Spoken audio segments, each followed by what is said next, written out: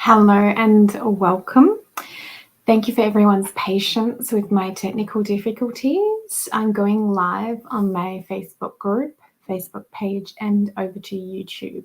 So welcome from wherever you're going to be viewing this. Don't forget to leave a comment and let me know if you have enjoyed this topic. So what I'm going to be doing first is I'm going to be talking about the differences between the void, the dark night of the soul, and the descent into the underworld. There is a slight variation in my mind between the three of them and how they feel and how they represent in your life. And then I'm going to go into the three things that I do to help me create a sense of co-creation with these energies instead of fighting them, instead of being in my victim archetype, instead of always trying to control the outcome. I've learned to work with these energies and these feelings and co-create instead of feeling helpless. So thank you for joining me, and let's get into this. So, the void. The incredible Kim Krans has a wonderful card in her deck called the Wild Unknown, and the name of the card is the Empty Room. And I thought to myself, this is the most perfect way to describe how the void feels when we're in it at times, because what we want to do when we're in the void is fill it up with things, and so we don't have to face that feeling. So the void is quite often when we are between death and rebirth, and we've had to let go of something. We've had letting go of old patterns, core beliefs. Something's happened to us. We're grieving. Something has happened, so we're no longer the same version of ourselves. We've entered into this liminal between spaces before we shift into who we are next, and we have the rebirthing phase. So when we say, oh, I'm going through a death and a rebirth, you can't really just go, that's going to die and yay, this is the new me. There's a settling period at times when you need to feel the death, feel the new you coming. And that's when you're in that empty room, as she calls it. And that's what I call the void space. So a dark night of the soul, in comparison to the void, we can go into the void on a monthly basis. Quite often it depends on how much transformation you're doing. And you can have mini voids and you can have bigger voids. But the dark night of the soul tends to be a lot longer. And Caroline Mace, who is my most favorite of all teachers, she's incredible. She talks about in one of her workshops a thing called archetypal crisis. And it's where you have a bunch of archetypes descend into you, and you also have to let a bunch go. So quite often you will see this when a dark night of the soul can be triggered by a spiritual crisis. A dark night of the soul can be triggered by an initiation. It can be triggered by your partner cheating on you, death in your family. You might be a beautiful mother, and in this one period of a year, your children go up and no longer need you, so you've got empty nest syndrome. There might be changes in your work, and you might be asked to either step up more, or, how many times have you looked at people and just like all at once, their life goes splat, and like it's like Spirit has taken a chessboard of your life and just like thrown a bunch of puzzle pieces. So, you don't need those anymore. I'm going to rearrange the gameplay. That is a dark night of the soul. It triggers this deep within you. Who am I? What the F is going on? And it can be the deepest of despairs, but it goes for a longer period of time, because remember when I said in previous teachings that archetypes are like energy vortices or energy points or energy balls within our energy field. So when we are plugged up to the archetypes in the matrix, so say you've got the student archetype, it doesn't matter which country, what language, you go, okay, can you define a student to me? And they will all describe a good student who, loves learning, always wants to get a well-rounded facts, craves knowledge, always studying something their entire lives. So say what's happening when you're plugged into that student archetype, there's an energetical connection between you here and the archetypal energies of the student. You can go to France, they'll describe a student. You can go to the Okavango Delta and ask somebody who's never seen or heard English concepts and say, what is a student? Different language. They'll describe the same characteristics of somebody who loves to learn. And that's because of that energetical thread. Now imagine you're in your archetypal crisis, and all of a sudden these connections to massive parts of yourself all get dismantled in the space of a short period of time. Sometimes it's instantly. Imagine a car crash that kills your partner and your children. You're no longer a wife and you're no longer a mother. You're a widow and you're grieving. If you understand the energetical archetypal ramifications of something that brutal, that happens in an instance. But with a dark night of the soul, it's usually in a very short period of time, your whole life completely and utterly changes. Partners can leave you. You might need to leave a partner. You've been trying for years to get them to identify and change with where you're going, but you're just going in two different directions, and that's okay. But you finally bite the bullet and say, hey, we're just going to have to leave here. And then in a short period of time, all these other things change and you can go into a dark night of the soul. It's usually not triggered by amicable, lovely things. A dark night of the soul is usually triggered by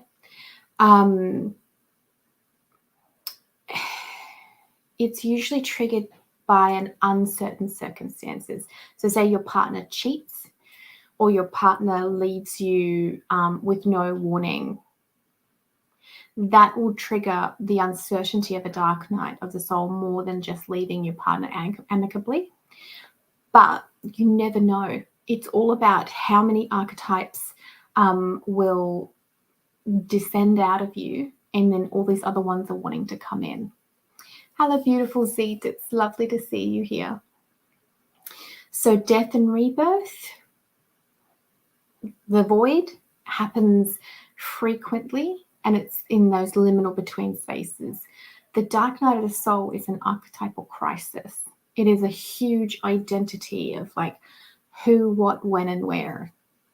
My friend, she went through like a 3-year dark night of the soul. She had insomnia each night. She was an incredible, powerful, amazing woman.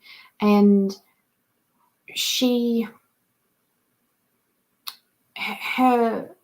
how she worked needed to change. Her mother archetype changed. Her wife changed. She had spiritual gifts coming online more powerfully. Her whole life had to change. She was under initiation. So that took a long time for her to process the sheer amount of archetypal changes that she went through.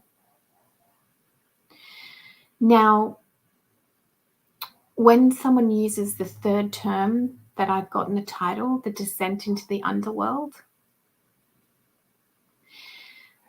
that describes the journey, that describes the shadow work. So something happens in our life and we're like deeply unhappy about something. We need to make a change about something. We need to change our job, the people we hang out with, families, marriages, the things that our spirit has been telling us for a long time, and we keep like putting it off, and then all of a sudden your higher self goes, there is no putting this off anymore. We're going to send you into the underworld and face this. So what you do is you go in this descent into the underworld of the shadow work, where you discover, why am I feeling this way? Why is this happening to me? And quite often it's the most icky, tearful, angry, all these emotions bubble up, because in essence what happens is you have to face the part of you that's refused to change and to refuse to listen to the messages that you've been getting for a while. So a lot of people think, oh, descent into the underworld is triggered by other people doing stuff. No, it is actually why you're not listening to yourself. Let's go explore this. And it can be the descent down into, is it even your trauma? Is it a childhood trauma? Is it past life stuff? Is it fears and doubts from things that happened to you 10 years ago? Is it something that someone said to you that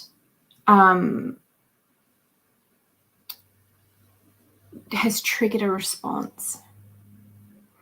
So an example for myself of this is in December. This is a perfect one. I went for a month-long journey into my underworld in December because I knew it was time for me to start stepping up in my business to the next level and start scaling and building things behind the scenes. So, I mean, I'm very confident on screen because I've done a lot of training. So I can hop on here and I can chat to you and I can go live, even on YouTube. Anyone can watch me anywhere, anytime as I'm going live. I've worked on that. But I had this weird hang up about Facebook ads because I would be, as you do it, and you put in what country do you want to send your ads to, and I'd be like, let's try Canada and America and New Zealand and Australia. Those time zones can all work for me. And then this outrageous fear came up within me of like, I have zero control about who sees my ads. And it's not logical because I've been going live and putting my stuff out there for a very long time now. My online presence has been consistent for 2 years now. You're all used to my beautiful face. So why did I have this?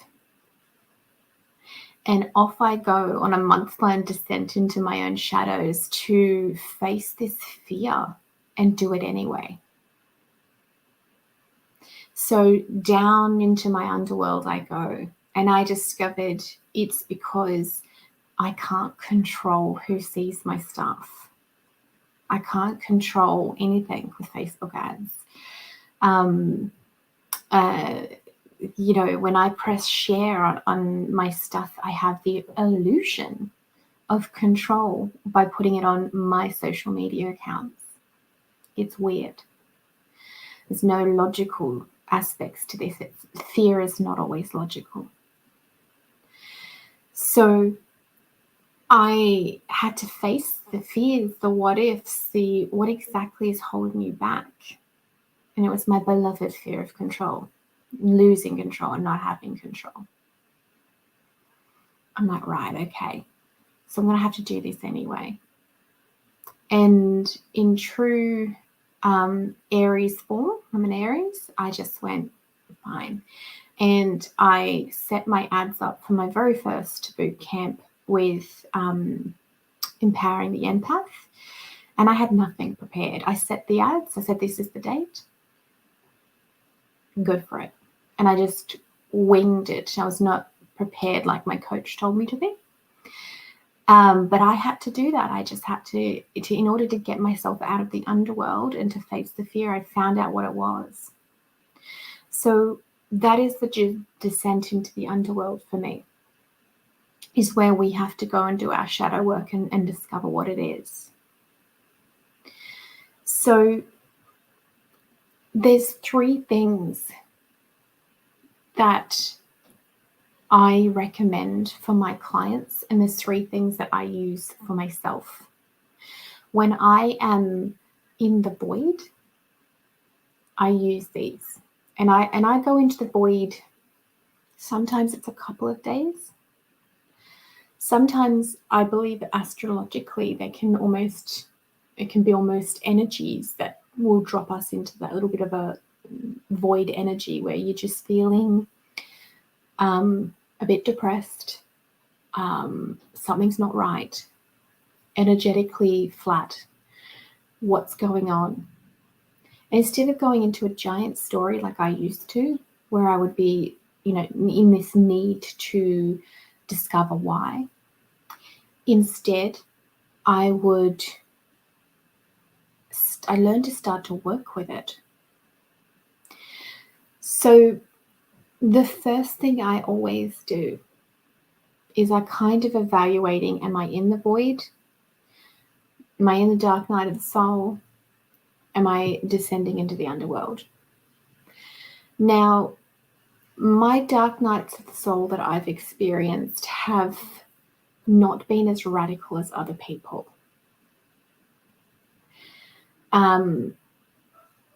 They tend to be when I've had to let go of some really core illusions, and it goes throughout a week or 2,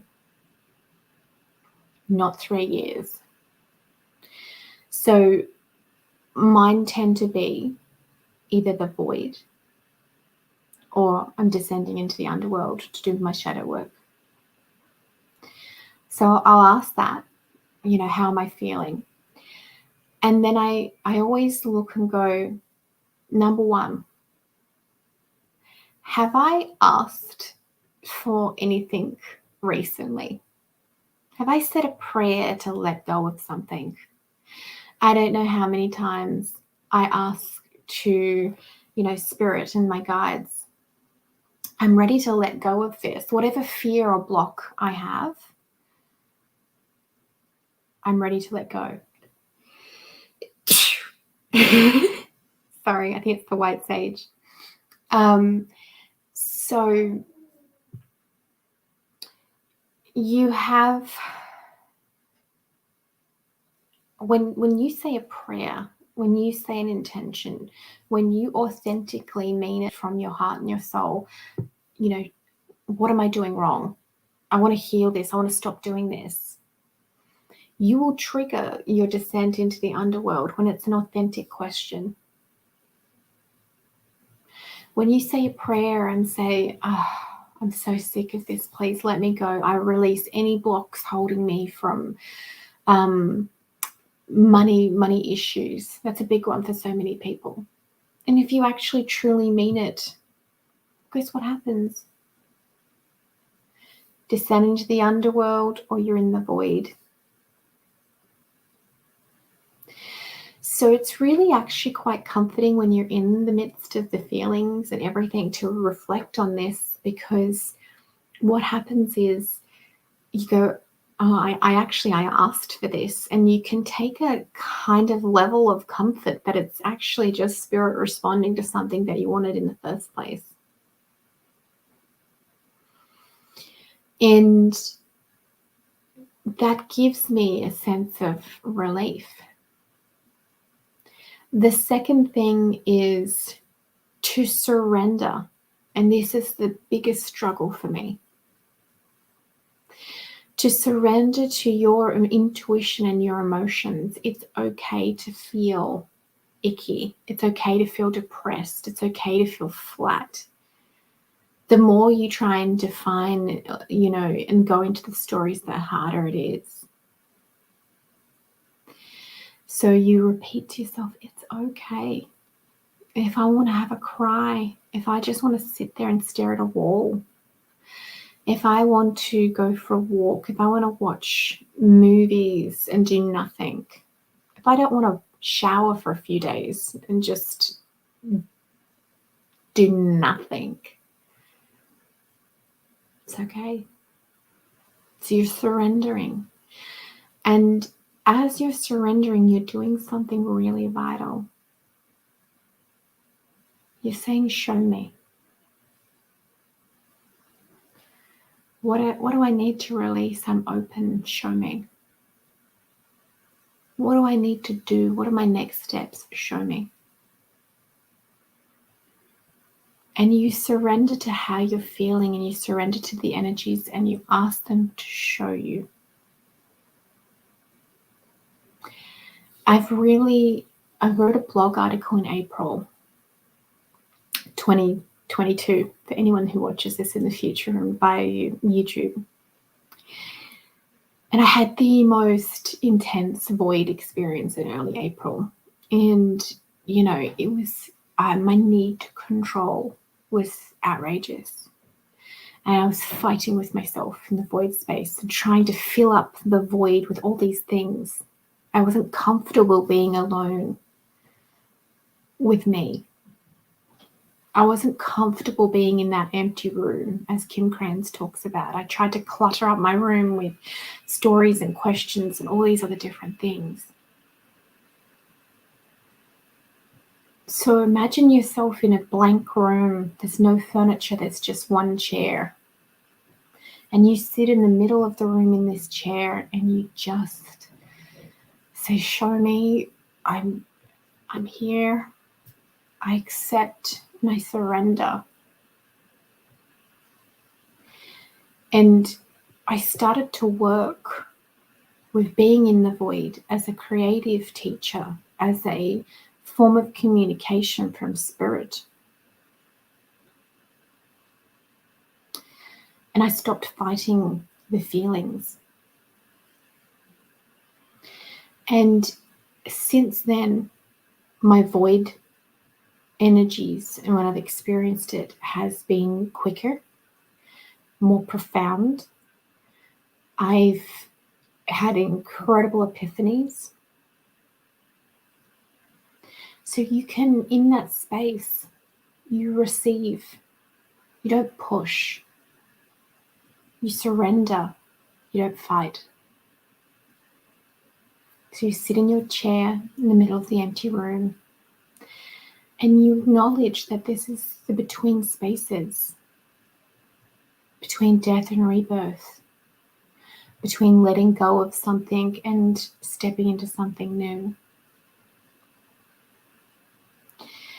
The third thing that you need to do is to always remember that you are loved.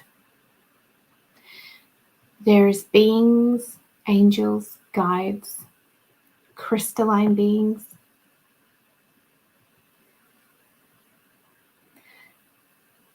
There are so many people, so many beings, ancestors, wisdom keepers, other aspects of yourself in all directions of time and space, who are wanting you to have the death and rebirth. They're wanting you to go through the dark night of the soul so you completely change your archetypal set. They are wanting you to descend into the underworld and discover what is in your shadows. And they are there to support you.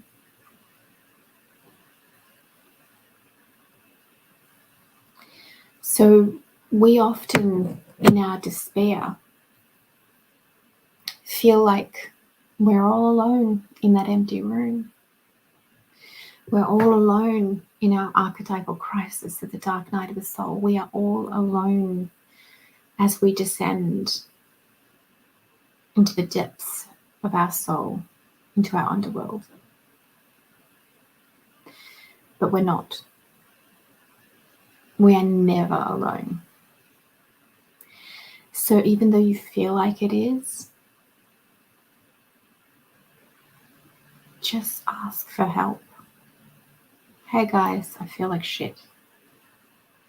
Can you send me a smile? Hey guys, I am borderline going crazy here. I need a break. Help me breathe. Hey guys, I'm on Struggle Street. What's my next step? When you're in the void, when you're in the dark night of the soul, when you're descending into the underworld, it's the little prayers and the little things like that where you know that there are beings around who will help you, and you ask for help. You will always get an answer. The struggle comes when we don't like the answer. I don't know how many times I've argued with my guides. I'm not doing that. You know, I can be comfortable in bed and I get a message to do something. I'm like, I'm not doing that. I'm comfortable. I'm about to go to sleep. Get out of bed. No, I'm not doing it. Get out of bed and go and do it. Fine. You know, like that's just a small example. Sometimes I get told to do things that are way bigger than getting out of bed when I'm very comfortable in the middle of winter. But you have to listen. And if you don't like the answer, you have to build that trust and go, this is authentically my intuition and my guides telling me to do something, and I have to get up and go and do it. And you build the most incredibly intimate connection with your higher self and the divine. You know, I am traveling to Peru and Bolivia soon, and I kid you not, I keep getting articles on my Google News that are like the most perfect messages. And I'm being guided in ways which are just perfection. And random stuff like bus trips to here and tours and different stuff. You can't make it up, but there's no way you can create these amount of synchronicities.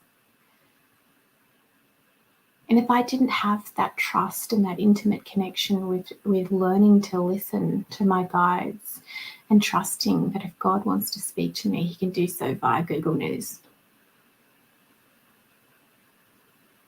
You know, you can build that level of intimate trust, and it's by working through all of this and understanding that the void is not scary. We don't like it. But remember, we need to be comfortable with being uncomfortable. I say that all the time with the alchemist and the saboteur archetype. If we're uncomfortable, halla frickin' hallelujah. We're uncomfortable for a reason. What is Spirit trying to show us? What is Spirit trying to teach us? Because that's why we're uncomfortable in the first place. Pushing our boundaries,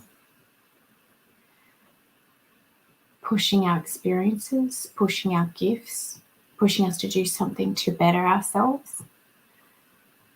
You might say, oh, Jess, but such and such makes me uncomfortable, and they're making me uncomfortable. Well, fabulous. This is an example for you to do something for yourself. You either stand up to that person or get the hell out of there. Love yourself enough to leave. There is not one level of uncomfortable and discomfort that doesn't have a teaching tool that's attached to it. You go into a situation and you're like, oh, this is dangerous. Love yourself enough to leave. So I hope you've really enjoyed learning about the 3 types. I hope you have understood that it's not something to be afraid of. It's a teaching tool. And 99.9% of the time you've asked for it. My beautiful friend that I was talking about before, who said, she went through a 3-year initiation in Dark Night of the Soul. We have a bit of a giggle about it now, but she had a real moment beforehand, before it all started. And she said to Spirit, I'm ready for the next step in my life. I want to help more people. I want to have stronger gifts and I want to live my purpose. And probably not in those exact words, but that kind of, I'm ready for the next step. And she really, truly meant it. She got it all. Incredible gifts, off the chart abilities. She helps people. People come to her for advice, and she's a beautiful soul. She can manifest like nobody I've ever met. So she didn't like her 3 years of insomnia and fighting, the archetypal crisis and everything that's happened. But she loves her life now. So remember the 3 things. 1, we always ask for change, help. We want to let go of something, want to heal something. We always ask for it. Our higher self and Spirit's delivering it. 2, surrender your emotions and your intuitions. Be in that space and ask, show me, what do I do next? What's this about? Show me. Surrender everything. And 3, you are always loved and supported and surrounded by your incredible guides, your ancestors, the beings who love you unconditionally. Hello, beautiful Carrie. So I hope that this has been informative and useful for you. If you're on YouTube, please leave me a comment and let me know what you feel. Anyone on Facebook, thank you so much for watching and interacting with me. I absolutely love and adore all of you. I have put the link to a blog article I wrote a while back called Embracing the Void. And in the Embracing the Void article, it has listed out the 3 points. So that might be something you'd like to reference back to. Christine's gone, yes, thank you, a better understanding. I'm so glad that it's made sense. And thank you, Carrie. I'm so glad you enjoyed it. I've also put a link to my website in the description, and I've talked about the Heal Your People Pleaser course. So it is $27, And I find that a lot of times that we get trapped up in the void, in the dark night of the soul, in the descent into the underworld. The shapeshifter archetype is such a really big one because it's where we people please, or we adapt into what other people need, and we're not listening to ourselves. We are not honoring our own truths, and we're not trusting our intuition. So I felt like it's an appropriate one to talk about because that course is one of my most profound, and I keep it at a really reasonable price because I want everybody to really learn and understand about their shapeshifter. And there's a powerful journal in there. And one of the ladies who just, she purchased it, my last boot camp. And she messaged me and she's like, I did the journal article and I have 63 people that I people pleased to in my entire life. And I had no idea. Thank you so much for this. I need to make some massive changes. And she has gone ahead, you know. And in the journal article, there's practical steps on how you can do it because a lot of people, I was a very big people pleaser. So there's some practical steps in there. There's meditations in there that will help you. There's the teaching tools about what is the shapeshifter archetype, what is the witch wound. So it is a huge curriculum. You get about, about 5 hours or more of stuff for $27. So if that sounds like it's the right fit, head over onto my website and click on it, because I know that a lot of the lessons I had with the void, with dark nights of the soul, and with my descents into the underworld is because I was so busy shape-shifting and not listening to my own intuition and not trusting myself. That's a big one. And when you're so busy shape-shifting, you don't trust yourself. You're trying to morph yourself into what other people need. I want to be that best employee, that best mother, best daughter, best son, best friend, best everything. You're so busy shape-shifting into what other people need that you lose yourself. Don't know who you are anymore. So if that feels like something you would like to check out, I highly recommend it. It's a very powerful, amazing little course. And I don't want people to dismiss it just because it's cheap. I'm sending you all incredible amounts of love. Thank you so much for joining me. And I truly hope that the next time that you're in the void, you're in a dark night of the soul, or you're descending into the underworld, that you listen to this. Come back to this video, read my blog article, or you can even message me. So, hey Jess, I watched your video and I'm in the exact same space.